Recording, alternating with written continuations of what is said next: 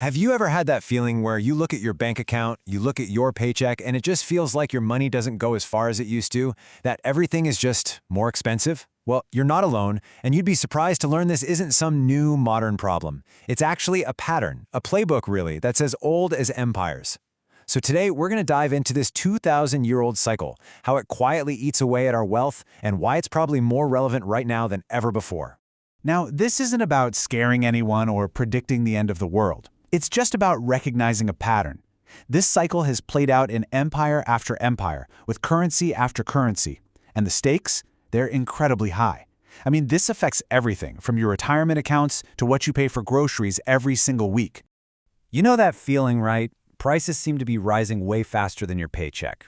You hear stories about your parents buying a house for what sounds like pocket change today. That disconnect you're feeling, it's real. You're not imagining it. You're actually seeing the effects of a very old and, frankly, a very predictable pattern. And to really understand it, our story doesn't start on Wall Street. It starts in ancient Rome. Okay, so to get what's happening right now, we have to look back. Currencies don't usually just vanish overnight in some crazy movie scenario. No, they degrade. It happens slowly, quietly, over years, maybe even decades.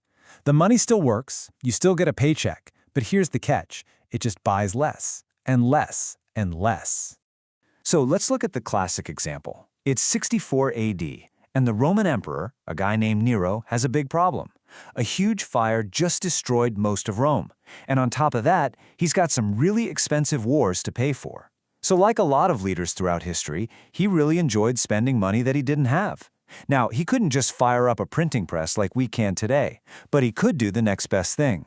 Nero started to debase the currency. He took the main silver coin, the denarius, which was about 95% pure silver, and he just reduced the silver content a little bit, down to 90%. His successors saw this and thought, hey, that's a pretty good idea, and they just kept doing it.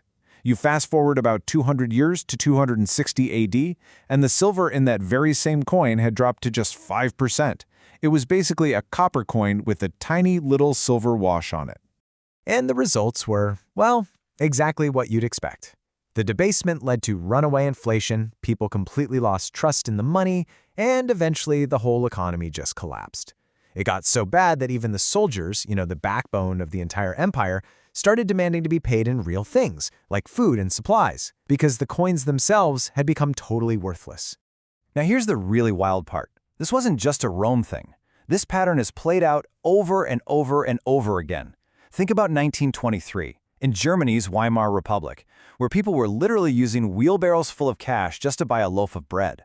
Or the 1940s, when the British pound, which was once the world's currency, started its long slide. And more recently, in 1991, the Soviet ruble just collapsed, basically overnight, wiping out the life savings of millions of people. Different places, different times, same exact ending. So you have to ask, why does this keep happening? I mean, if the pattern is so obvious, why haven't governments been able to stop themselves? Well, the answer really boils down to incentives. They're almost always pointed in the wrong direction. Just think about it for a second. From a politician's point of view, you've got two basic options. Option one, you can be the responsible adult in the room. You cut spending, you raise taxes, and you almost certainly lose the next election. Or you've got option two, be popular. You fund everything, promise everyone all kinds of stuff, and you just print money to cover the difference. The bad stuff, the consequences, that's a problem for later, long after you're out of office. So which do you choose? Popularity now or unemployment later? It's not a hard choice for most people. And that very choice has led us to right here. For the first time in history, the U.S. government is now spending over $1 trillion a year just on the interest for its debt. That's more than the entire military budget. And how do they pay for it? By taking on new debt. It's this vicious cycle where the debt creates more interest, which then creates even more debt. But this isn't just some big, abstract government problem. That printing press is aimed directly at your savings account. It acts like this quiet, invisible tax on every single dollar you've ever put away. The scale of this is, honestly, it's pretty hard to wrap your head around. Since the U.S. Central Bank, the Federal Reserve, was created back in 1913, the dollar's value, what it can actually buy, has been in a steady nosedive. The only real question is, by how much? 96%. And look, this isn't some conspiracy theory. This number comes straight from the government's own data, from the Bureau of Labor Statistics. What cost your great-grandparents $1 now costs you around $30. This isn't just normal, healthy inflation. This is currency degradation. So, if this pattern is so clear, what are the people who manage huge amounts of money? I'm talking about central bankers, big institutions, the super wealthy. What are they actually doing about it? Let's, follow the money. The signals are already flashing if you know where to look. First, you've got central banks all over the world quietly buying up physical gold at the fastest rate we've seen in 50 years. They're swapping their paper promises for a real physical thing. Second, like we just saw, those government interest payments are spiraling, which is a huge red flag that the debt is becoming unmanageable. Third, don't get fooled by headlines talking about healthy consumers.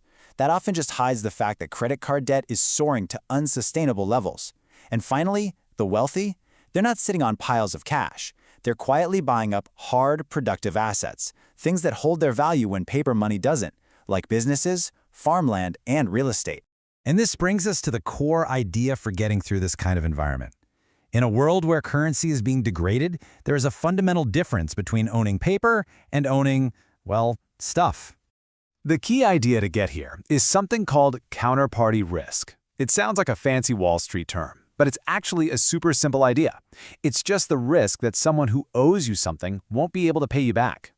See, when you hold cash, a dollar bill, you are trusting the government not to devalue it by printing trillions more. The government is your counterparty. A dollar is basically just an IOU from someone who has a machine that can print an infinite number of IOUs. But a hard asset, like gold, on the other hand, doesn't rely on anyone's promise. It's just gold. Its value is built in, it's scarce, it's been trusted for thousands of years, it has no counterparty risk, its value relies on physics, not politicians. And this is the great divide that we always see in these periods. People who do the responsible thing and save their money in cash or in a savings account, they get crushed because their buying power just evaporates year after year. But people who own things, productive businesses, real estate, commodities, they tend to get richer because the value of their stuff actually rises along with inflation. So what can you actually do? Well, first, don't make single bets. Don't go all in on any one thing. Diversification is all about surviving when you're wrong. Second, the goal is to own assets, not hold cash. Think about businesses that can easily raise their prices or real estate that generates rent. Third, it's smart to have some insurance. A small amount of assets that are outside the traditional financial system, like physical gold and silver, can add a lot of stability. And finally, practice humility. Nobody, and I mean nobody, can perfectly time when a crisis is going to hit. The focus shouldn't be on the short-term headlines. It should be on the long-term pattern. The crisis doesn't just arrive one day with a big, dramatic headline on the news. It happens slowly, and then all at once. The damage builds up over years. People always want to wait for a clear signal to act, but the signal is the 2,000-year-old pattern we just walked through. It's the spiraling debt. It's watching what the central banks are doing. It's that slow, grinding erosion of your money's value. Doing nothing is a choice, and it's a bet that this time it's different. History suggests that's a bet worth seriously reconsidering.